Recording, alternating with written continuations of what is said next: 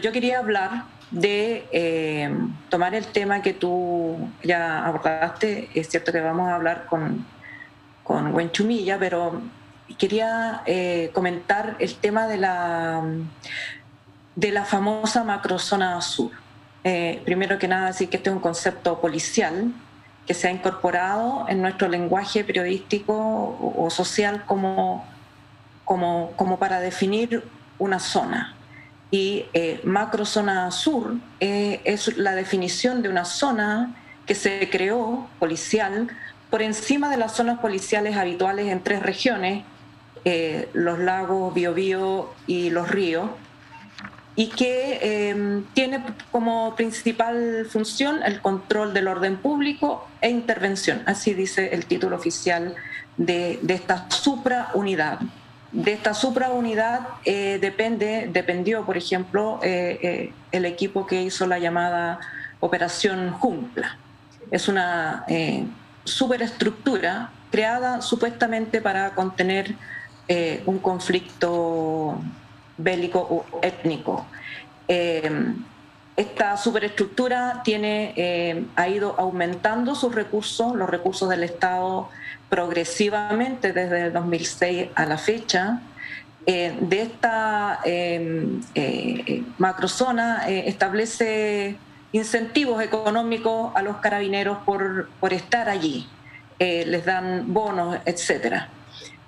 Y por supuesto que ha ido aumentando su personal, el equipamiento vehicular y todo lo que ya sabemos. También sabemos que por supuesto que el conflicto no se ha solucionado porque el conflicto es político y se puede reducir, aunque tiene muchos otros factores, a la demanda territorial del pueblo mapuche sobre terrenos que han sido ocupados ilegalmente a través de la historia por empresas y por particulares, sobre todo al alero de políticas públicas. Ha sido el Estado el que ha favorecido estas ocupaciones del territorio. Las forestales, por ejemplo, desde los años de la dictadura, reciben un incentivo tributario para ejercer en la zona. Y este incentivo tributario no se eliminó en democracia, ha seguido en vigente y significa un ahorro o diríamos un perjuicio para el fisco de millones de dólares cada año. Este negocio de las forestales otorga muy pocos trabajos al país y además no ha logrado generar riqueza en la zona porque siguen siendo las regiones más pobres de Chile.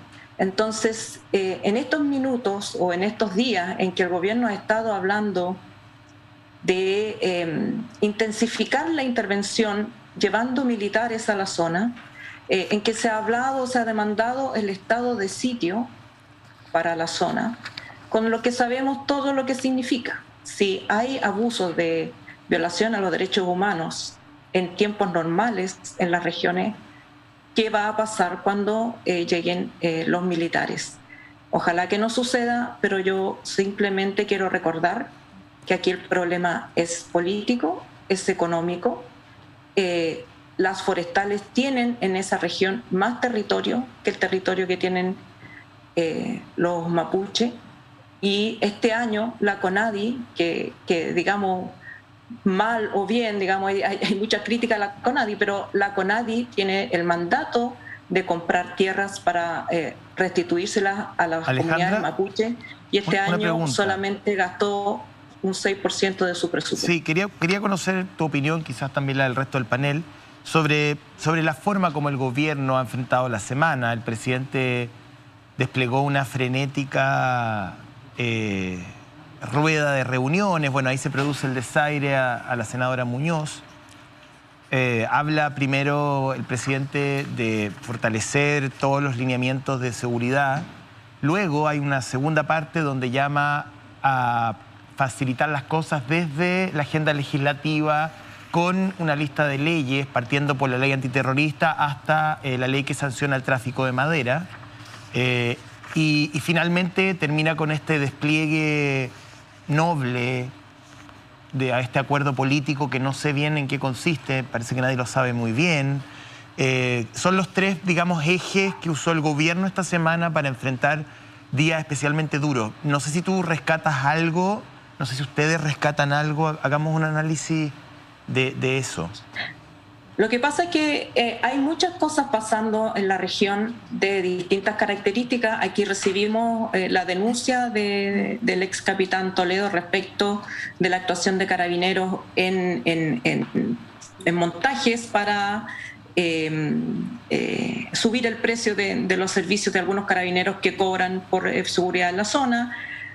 Hay efectivamente reivindicaciones y sabotajes que han sido reivindicados por la CAM y otras organizaciones que reivindican los territorios para el pueblo mapuche. Hay delitos comunes, pero lo que no existe es un informe objetivo con los datos que justifiquen cualquier acción A, B, C o D.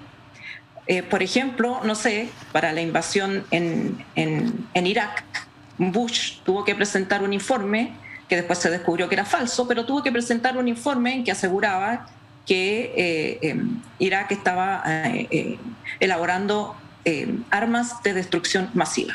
Y con ese informe se ordena la invasión. ¿Con qué informe, con qué información, con qué datos concretos, más allá de los videos de YouTube que uno puede ver, y que no sabe en qué magnitud, en qué proporción ha aumentado o no ha aumentado la violencia en la zona, en qué sectores específicos y qué otras medidas se pueden tomar antes de mandar a los militares? Porque la justicia no puede investigar los delitos y llegar a esclarecerlos.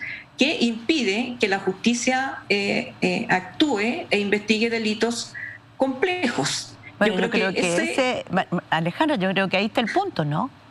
Volvemos al tema de la justicia. O sea, volvemos a un tema en el que no nos hemos dedicado.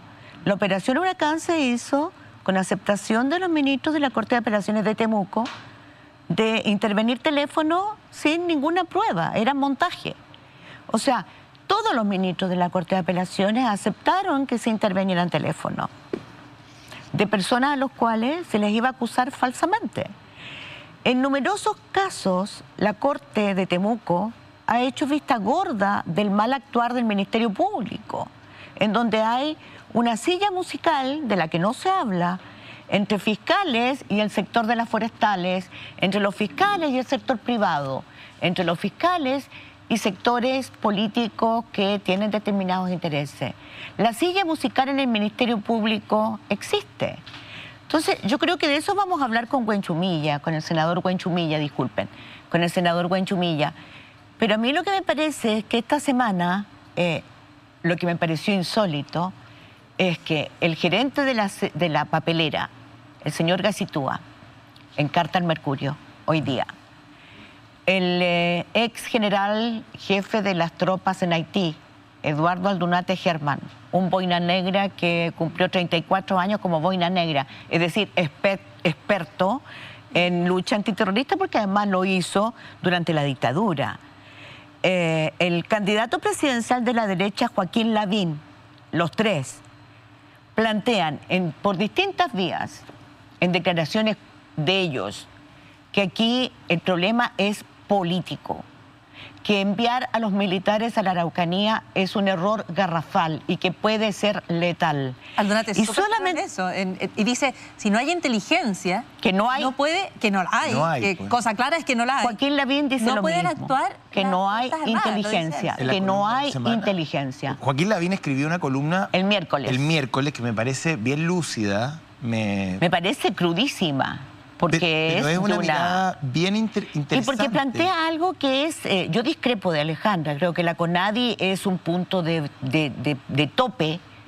O sea, perdón, ¿cuándo vamos a saber la verdad de lo que ha hecho la CONADI con los millones y millones que se les han proporcionado para comprar tierra? Es un forado. Fíjense bien, en estos días hemos escuchado, no de rumores, de personas, policías, que han dicho, perdón, las casas se venden, los fondos se venden en la Araucanía con la vigilancia policial incluida porque les aumenta la plusvalía.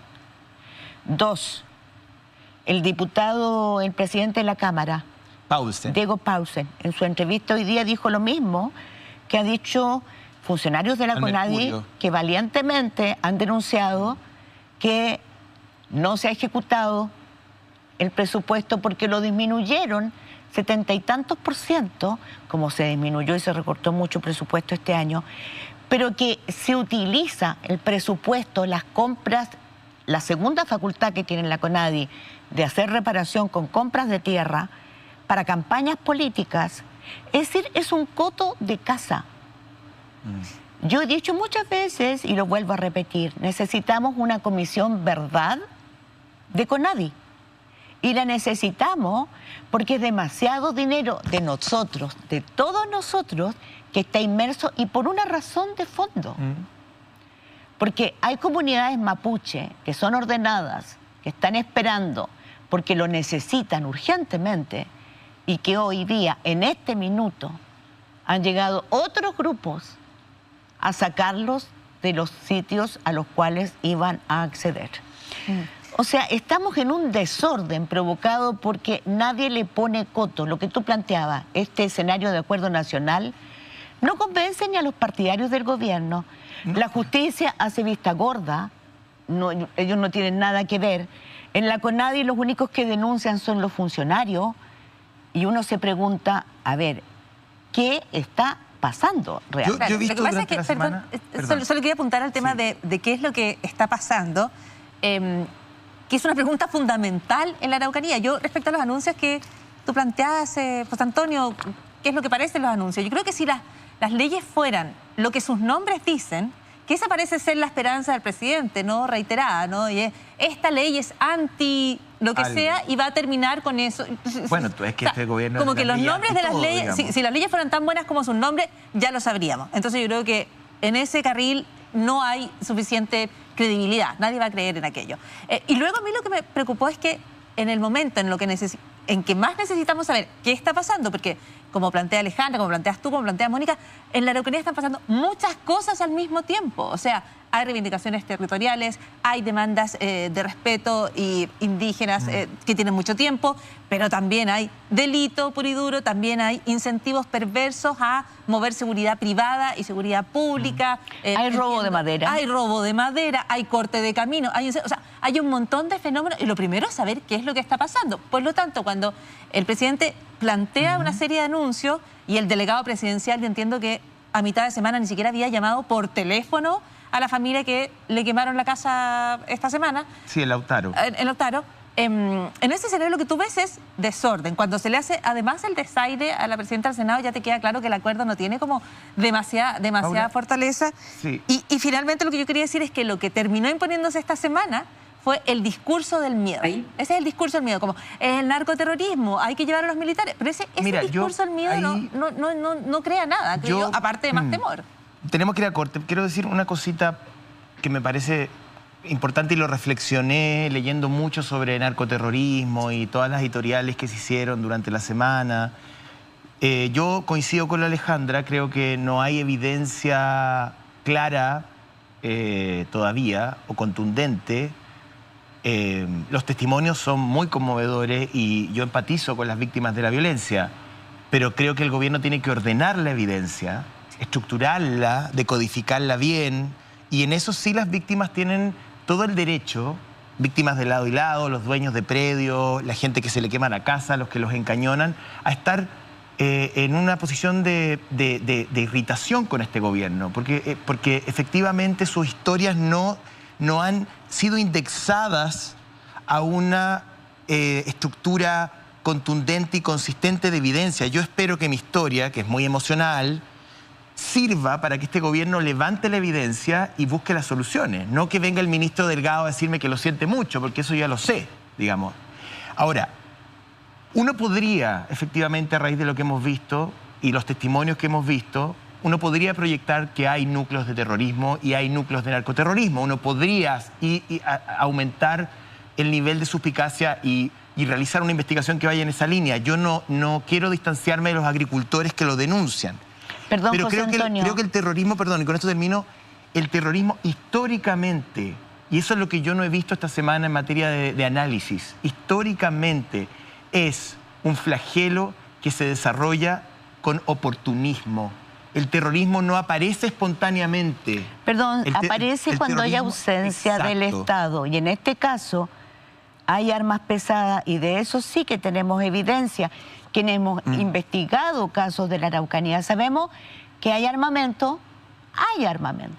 Pero no solo, o sea, como dice, por favor, léanse la columna de Joaquín Lavín y lean la columna del señor Gacitúa. Adjudicarle el terrorismo a las comunidades mapuches es una afrenta.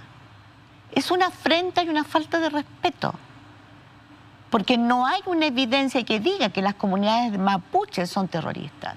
Y no es que uno esté defendiendo porque son blancas palomas. No, es porque la evidencia indica que en el robo de madera, para poder transportar los miles y miles de cargamentos de madera que se roban cada año, se necesita mucha gente armada. Esos no son comunidades mapuche. Son bandas delictuales. Exacto. Crimen organizado. Pero... Entonces, por favor, concordemos algo. Necesitamos evidencias, necesitamos investigación fina, necesitamos inteligencia, necesitamos Ministerio Público que funcione.